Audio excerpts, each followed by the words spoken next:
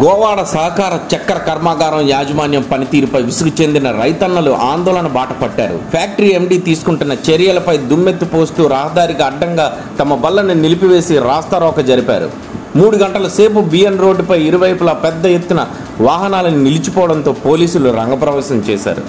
CI Appalaraju ఆందోళన చేస్తున్న రైతులకు ఎంతగా నచ్చచెప్పినప్పటికీ రైతులు పట్టుదల వీడకుండా ఆందోళనను ఉధృతం చేశారు.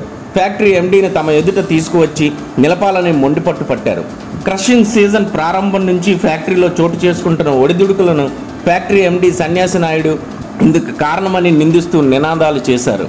ప్రధానంగా మంగళవారం నుండి సుమారు 18 గంటల పాటు ఫ్యాక్టరీలో క్రషింగ్ అర్ధాంతరంగా నిలిచిపోయింది.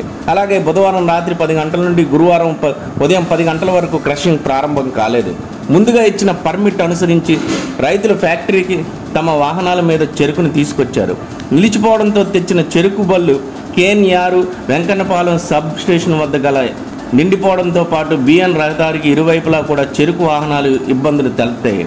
దీంతో ఒక్కసారిగా చెరుకు రైతులలో ఆగ్రహం పెల్లుబిక్కింది. ఈ సమస్యలన్నింటికీ ఫ్యాక్టరీ ఎండీఏ కారణమని రైతులు ఆరోపిస్తున్నారు. ఎండీకి వ్యతిరేకంగా నినాదాలు చేస్తూ రైతులు గురువారం ఫ్యాక్టరీ వద్ద రహదారికి అడ్డంగా చెరుకు బలను నిలిపి ఆందోళన చేపట్టారు. ఆందోళన చేస్తున్న రైతులకు రైతు సంఘం నాయకులు రెడ్డిపల్లి అప్పలరాజు మద్దతు తెలిపి ఆందోళనలో పాల్గొన్నారు. దీంతో బిఎన్ రహదారిలో కిలోమీటర్ల పొడవున వాహనాలు నిలిచిపోయాయి.